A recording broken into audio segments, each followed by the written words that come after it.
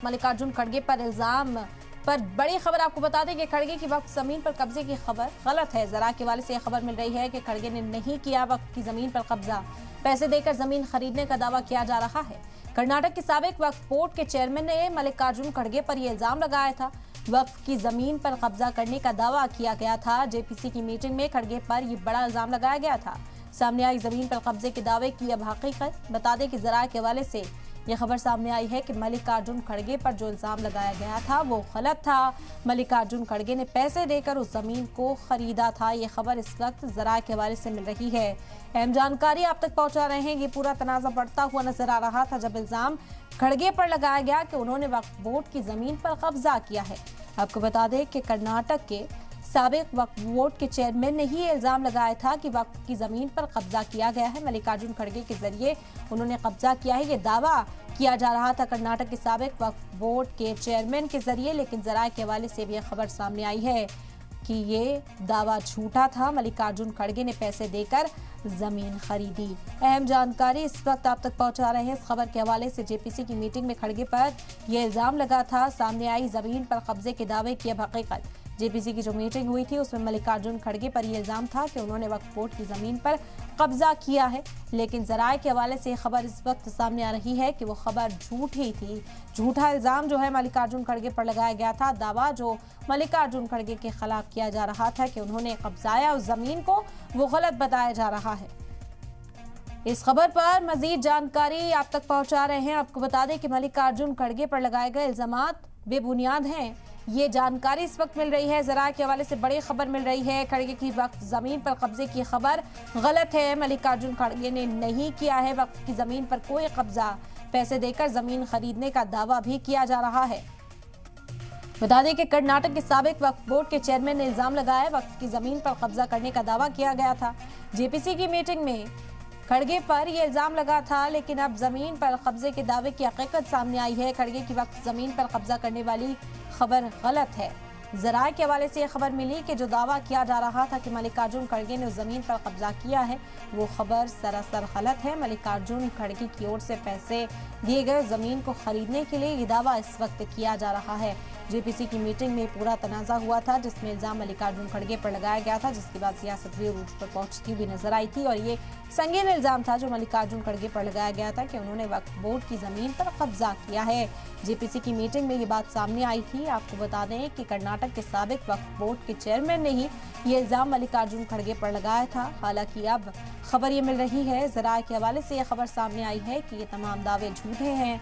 मल्लिकार्जुन खड़गे की ओर से कोई कब्जा वक्फ बोर्ड की जमीन पर नहीं किया गया, बल्कि पैसों की, रुपयों की जो अदायगी है वो की गई थी जमीन के बदले। ये दावा इस वक्त किया जा रहा है और इस पर चर्चा भी लगातार जारी है, क्योंकि कांग्रेस जो इस वक्त हिमायत में नहीं है, जो इस वक्त जेपीसी बिल जो वक्फ बिल है जिस पर चर्चा जेपीसी में चल रही है, उसकी मुखालफत करती हुई कांग्रेस पार्टी नजर आ रही है। ऐसे में ये एक बड़ा इल्जाम था कांग्रेस सदर मल्लिकार्जुन खड़गे पर कि उन्होंने वक्फ बोर्ड की जमीन पर कब्जा किया है।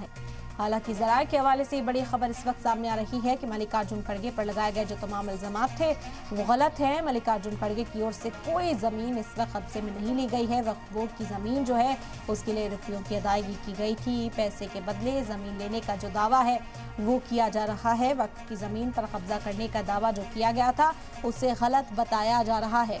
तो अहम जानकारी इस वक्त आप तक पहुंचा रहे हैं मल्लिकार्जुन खड़गे से जुड़ी हुई। आपको बता दें कि जेपीसी में ये इल्जाम लगाया गया, जेपीसी की उस मीटिंग में, और उसके बाद से ये मौजूद तनाजा बना हुआ था। लगातार इस पर वार पलटवार का जो सिलसिला है वो जारी था और ये इल्जाम लगाया जा रहा था मल्लिकार्जुन खड़गे के ऊपर कि उन्होंने वक्फ की जमीन पर कब्जा किया है।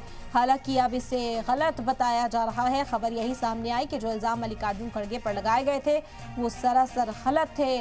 वक्फ बोर्ड के चेयरमैन ने ही हालांकि ये इल्जाम लगाए थे। जो कर्नाटक के साबिक वक्फ बोर्ड के चेयरमैन हैं उन्होंने मल्लिकार्जुन खड़गे पर ये इल्जाम लगाए थे कि वक्फ की जमीन पर कब्जा किया गया है। वो ये दावा कर रहे थे कि वक्फ की जो जमीन है, जो प्रॉपर्टी है, उस पर मल्लिकार्जुन खड़गे का कब्जा है। लेकिन जराये के हवाले से इस वक्त बड़ी खबर मिल रही है कि इसे बेबुनियाद बताया जा रहा है।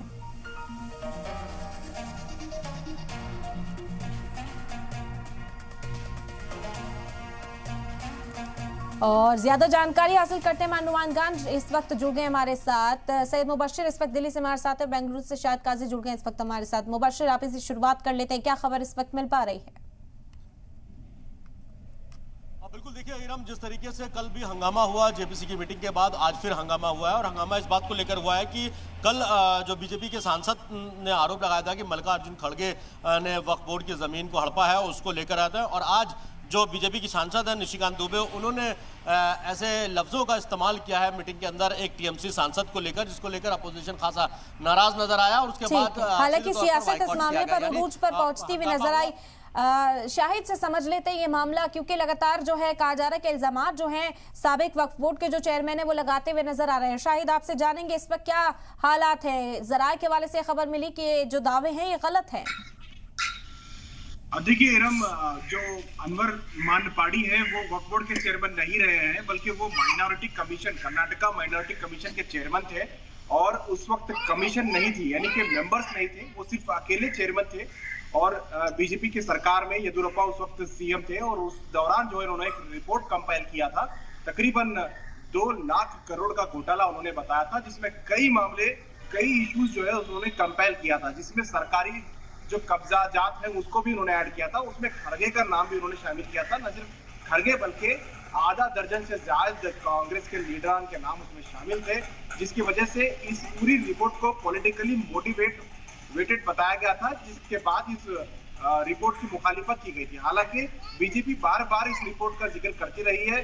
अनवर मानपाड़ी इस इश्यू को कोर्ट तक ले गए थे, सुप्रीम कोर्ट तक ये मामला गया था कि इस रिपोर्ट पर कार्रवाई होनी चाहिए। हालांकि सुप्रीम कोर्ट की टिप्पणी के बाद इस रिपोर्ट को पिछली हुकूमत जो बीजेपी की थी येदियुरप्पा की, उस वक्त कर्नाटका विधानसभा में इस रिपोर्ट को टेबल किया गया, लेकिन इस पर कोई डिस्कशन नहीं हुआ और उसके बाद इस पर कोई कार्रवाई भी नहीं हुई, ठंडे बस्ते में चला गया। लेकिन कांग्रेस का इल्जाम यह है कि सिर्फ एलिगेशन लगाने से मामला नहीं होता। खड़गे पर एलिगेशन है, सबूत कुछ भी नहीं है। खड़गे के खानदान वालों ने कुछ प्रॉपर्टी खरीदी थी, जो प्रॉपर्टी वक्फ की गेजेट नोटिफिकेशन में आती है, जिसकी वजह से ये इल्जाम लगाया गया था कि वक्फ की प्रॉपर्टी का इंक्रोच किया गया। ठीक है शायद, लेकिन कहा जा रहा है कि लेन देन हुई है, वो जो पेपर वर्क है क्या वो मौजूदगी की बात जो है वो कांग्रेस की ओर से की जा रही है? क्या हवाला अब दिया जा रहा है कांग्रेस की ओर से? देखिए, किसी तरह की लेन देन वक्फ में नहीं है। बहुत सारे प्रॉपर्टी जो पॉलिटिकली लीडर्स खरीदे हैं कर्नाटक में, या फिर गवर्नमेंट ने बहुत सारे प्रॉपर्टीज को कंस्ट्रक्शन किया है, वो जमीन वक्फ की गेजेट 1965 के गेजेट में मौजूद है, जिसकी वजह से वक्फ बोर्ड हमेशा ये कहता है कि जो प्रॉपर्टी वक्फ गेजेट में होती है वो वक्फ की होती है, यानी कि वंस वक्फ ऑलवेज वक्फ सुप्रीम कोर्ट का 95 का जजमेंट है। इसी वजह से हमेशा से वक्फ बोर्ड का कहना है कि जो जहां भी वक्फ गेजेट की प्रॉपर्टी है वो वक्फ बोर्ड की प्रॉपर्टी है, उसे वापस देना चाहिए। खड़गे का मामला यह है कि खड़गे राज तौर पर इसमें इन्वॉल्वमेंट नहीं है। खड़गे के खानदान या गुलबर्गा जहां पे वो रहते हैं वहां पे कुछ प्रॉपर्टीज पर मॉल बनाया गया है, जिसकी जो प्रॉपर्टी पे बनाया गया है उस प्रॉपर्टी का गेजेट नोटिफिकेशन वक्फ में दर्ज होने की वजह से खड़गे पर इल्जाम लगाया कि उन्होंने वक्फ की जमीन को गैर कानूनी हड़पा है। जबकि खड़गे ने आमतौर पर जिस तरह से जमीन खरीदते हैं खड़गे की फैमिली वालों ने, उसी तरह से उससे खरीदा है, लेकिन वक्फ की गेजेट नोटिफिकेशन में वो प्रॉपर्टी होने की वजह से अनवर मानपाड़ी की रिपोर्ट में नाम आया है और बार बार ये नाम उछलता रहा है। बिल्कुल ठीक है मुबश्शिर, आपसे समझेंगे क्योंकि जेपीसी की मीटिंग जारी दूसरा दिन भी देखने को मिल रहा है और जो तनाजा है वो गहराता हुआ नजर आया। कहीं ना कहीं कांग्रेस का जो घेराव है वो तेजी के साथ किया जा रहा है, लेकिन अब इस बीच ये खबर सामने आई, क्या तस्वीर देखते हैं? बिल्कुल, देखिए इरम, जिस तरीके से कल भी हंगामा हुआ, आज भी हंगामा हुआ। हंगामा निशिकांत दुबे जो बीजेपी से सांसद हैं, उनके कुछ लफ्ज़ ऐसे इस्तेमाल किए गए टीएमसी जो सांसद हैं उनके लिए, जिसको लेकर जो विपक्ष के जितने भी सांसद थे, चाहे वो असदुद्दीन ओवैसी हों, चाहे वो संजय सिंह हों, चाहे वो मुहिब्बुल्ला नदवी हों, चाहे वो नासिर हुसैन हो, और जितने भी देकर जो मेंबर्स थे उनके लिए ये नाराज़गी जाहिर की और साफ तौर पर बाइकआउट कर दिया गया। हालांकि बाद में यह मीटिंग में दोबारा वापस ज़रूर चले गए हैं। अभी जब हमने कई सांसदों से बात करने की कोशिश की तो फिलहाल उन्होंने इस पर तो अपनी कोई राय नहीं दी, लेकिन कहा कि मीटिंग में वापसी उन्होंने की है। लेकिन जाहिर सी बात है इस तरीके के लगातार, क्योंकि कल भी मीटिंग में देखा गया जिस तरीके से मल्लिकार्जुन खड़गे के ऊपर वक्फ की जमीन को हड़पने का सीधे तौर पर इल्जाम लगा दिए गए, उसको कांग्रेस खंडन भी करती नजर आ रही है। और दूसरी तरफ जो दस्तावेज हैं वो भी इस बात की तस्दीक कर रहे हैं कि किसी तरीके से कैसे क्या चाहिए, जैसे कि हमारे नुमाइंदे शाहिद ने भी बताया। लेकिन सबसे अहम चीज़ है कि जेपीसी के अंदर जिस तरीके से लगातार जो कार्रवाई हुई है, जो जिस तरीके से रद्द अमल सामने आ रहा है, उस पर सवाल खड़ा हो रहा है। क्योंकि आपको याद दिला दूं, पिछले एक महीने पहले, एक महीने का वक्त अभी तकरीबन आसपास हो रहा है, और इसमें यह कहा गया कि जो क्या कहते हैं मौलाना कलवे जवाद एशिया धर्मगुरु, उन्होंने सीधे तौर पर प्रेस कॉन्फ्रेंस करके ये आरोप लगाया था, इल्जाम लगाया था कि जेपीसी महज एक ड्रामा है, एक सिर्फ खानापूर्ति करने के लिए है। हालांकि इस जेपीसी की मीटिंग से कोई रद्दअमल सामने निकलकर नहीं आएगा सामने। उसके पीछे की वजह यह है कि जेपीसी सरकार पहले से तय कर चुकी है। देखिए, जेपीसी सिर्फ एक दिखावा कर रही है मीटिंग करके राजकुमारी करने का। इस तरीके के इल्जाम पहले भी, आज भी जो जगदम्बिका पाल है, जो अध्यक्ष है जेपीसी के, उनको हटाने तक की मांग कर दी गई, बदलने तक की मांग कर दी गई है अपोजिशन जो लीडरान है उनके तरफ से। और साफ तौर पे कहा गया कि जेपीसी में मुद्दों पर बात नहीं हो रही है, ऐसे ऐसे स्टेक होल्डर्स को, ऐसे ऐसे लोगों से राय मशवरा लिया जा रहा है जिनका कोई भी रद्दअमल इसमें वक्त से रिलेटेड नहीं है। तो ऐसे में साफ तौर पर यह वाज़ेह हो जाता है कि इन सब चीजों के पीछे आगे सरकार की मंशा क्या है। बिल्कुल बिल्कुल मुबश्शिर, और ये कहा जा रहा है कि जो इल्जाम लगाया गया कर्नाटका के वक्फ बोर्ड के साबिक चेयरमैन बताया जा रहा है, हालांकि उनके जो औहदा है उसे लेकर भी संशय बरकरार है। कहा गया कि वो माइनॉरिटी सेल से जुड़े हुए थे, और उसके बाद जो रिपोर्ट उस वक्त में सामने आई थी, कहीं ना कहीं उससे भी पॉलिटिसाइज करने के लिए लाया गया है। इस बात के भी जो इल्जामात हैं वो लगाए जा रहे थे, क्योंकि कांग्रेस लीडरान के जो नाम है उस लिस्ट में बड़ी तादाद में शामिल थे, और यही मुद्दा आज तनाज़े का मरकज बनता हुआ दिखाई दे रहा है। बिल्कुल, देखिए ये मैं आपको याद दिला चाहूँगा, अभी एक महीने पहले एक खबर जिस तरीके से आई थी कि दिल्ली माइनॉरिटी कमीशन ने अपने 2019 के अंदर एक रिपोर्ट दी थी, जिसमें से कई सारी ऐसी वक्फ की प्रॉपर्टी थी जिन पर गैर मुस्लिमों का कब्जा था, उनका मंदिर हो या दूसरी चीज़ें हो, वहाँ पर आई थी।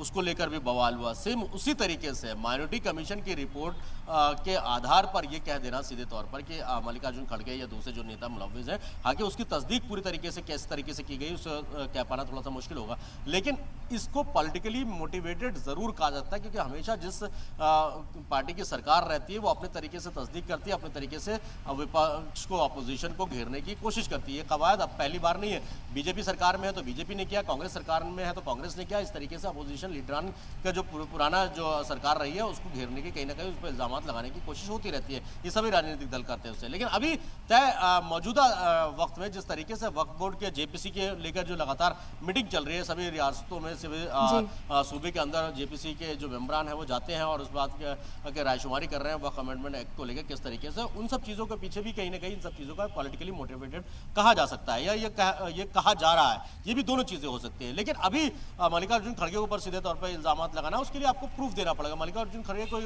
राह चलते कोई गली के नेता नहीं है, राष्ट्रीय पार्टी के राष्ट्रीय अध्यक्ष है। अब उस तरीके का इनको इल्जाम लगाते तो कांग्रेस का कहीं ना कहीं वलवलाना जो है वो जायज़ हो जाता है। या तो आप उसको प्रूफ कीजिए, या इस तरीके के पॉलिटिकली मोटिवेटेड सवाल ना किए जाएं किसी के ऊपर भी, कोई भी पार्टी का क्यों ना हो।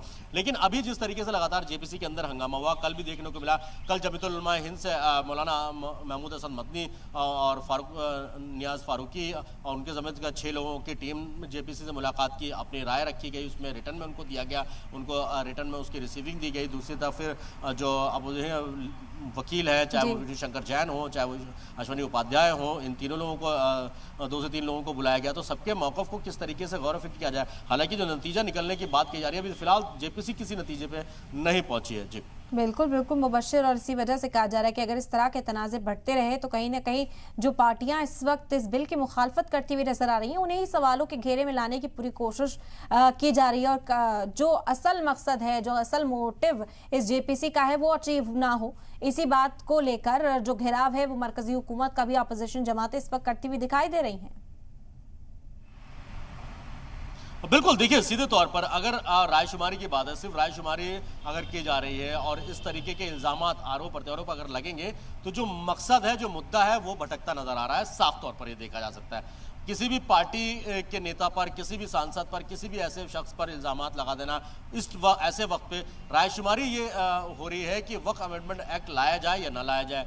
वक्फ अमेंडमेंट एक्ट में जो 44 पॉइंट्स रखे गए वो कितने वैलिड हैं, कितने वैलिड नहीं है, मुसलमानों को इससे कितना फायदा होगा, कितना नुकसान होगा, वक्फ की प्रॉपर्टीज रहेंगी या सरकार के कब्जे में जाएंगी, डीएम के हाथ में पावर देनी चाहिए या नहीं देनी चाहिए। ये जो 44 मौक़िफ़ है वो उन पर बातचीत हो रही है। अगर इस तरीके की चीजें निकलकर सामने आएंगी तो कहीं ना कहीं इस पूरे मुद्दों को भटकाने की कोशिश जरूर की जा रही है। बिल्कुल बिल्कुल दुरुस्त कहा आपने। शाहिद का भी रुख करेंगे, लगातार बने हुए हमारे साथ। शाहिद, आपने पूरा तनाज़ा समझाया कि किस तरह के इल्जाम जो है वो मल्लिकार्जुन खड़गे पर लगाए गए, लेकिन अब जो खबर मिल रही है कि पैसे का लेन देन यहाँ पर किया गया था। क्या मौक़िफ़ है जो इस वक्त सामने रखा जा रहा है, जिसकी बुनियाद पर कहा जा रहा है कि दावे जो हैं वो झूठे हैं? बिल्कुल, देखिए जहां तक मेरी जानकारी है मल्लिकार्जुन खड़गे का जो मामला है उसमें पैसों की लेन देन नहीं है, बल्कि मल्लिकार्जुन के बहुत सारी प्रॉपर्टियों में से, यानी कि उनके फैमिली की प्रॉपर्टियों में से एक प्रॉपर्टी वक्फ गैजेट में आई है। अनवर मानपड़ी जो कि माइनॉरिटी कमीशन के साबिक चेयरमैन है, उन्होंने अपनी जो रिपोर्ट बनाई थी वक्फ घोटाले की, उसमें मल्लिकार्जुन खड़गे का नाम उस वक्त शामिल किया था और इस बार दोबारा वो एक चर्चे में आया है। लेकिन अनवर मानपड़ी का इल्जाम है कि जो गुलबर्गा में जो एक मॉल बनाया है खड़गे फैमिली ने, उस मॉल की जो जमीन है वो वक्फ गैजेट में आती है। इस वजह से उनका इल्जाम है कि वक्फ की जमीन को गैर कानूनी तौर पर खड़गे ने हथिया है। लेकिन वक्फ की प्रॉपर्टी को खरीदने के लिए जो ट्रांजैक्शन है वो जिस तरह से बताया जा रहा है वैसा नहीं है, बल्कि बहुत सारी प्रॉपर्टीज वक्फ गैजेट 1965 में होती है, लेकिन उसे कोर्ट में बहुत सारी जगह पे क्वैश किया गया, यानी कि वक्फ की जमीन को वक्फ बोर्ड ने केस हारा है। इस वजह से गैजेट में होने के बावजूद भी प्रॉपर्टी बिल्कुल, और अब इसी पर तनाज़ा है कि आखिर जो वक्फ के दस्तावेज में मौजूद है, अब उसमें मल्लिकार्जुन खड़गे का नाम किस तरह से सामने आ रहा है, अब ये पूरा तनाज़ा कैसे सुलझता है और कांग्रेस का क्या मौक़िफ़ रहता है, आगे ये देखना होगा। बहरहाल बहुत शुक्रिया आप लोगों का फिलहाल तमाम जानकारी अब तक पहुंचाने के लिए।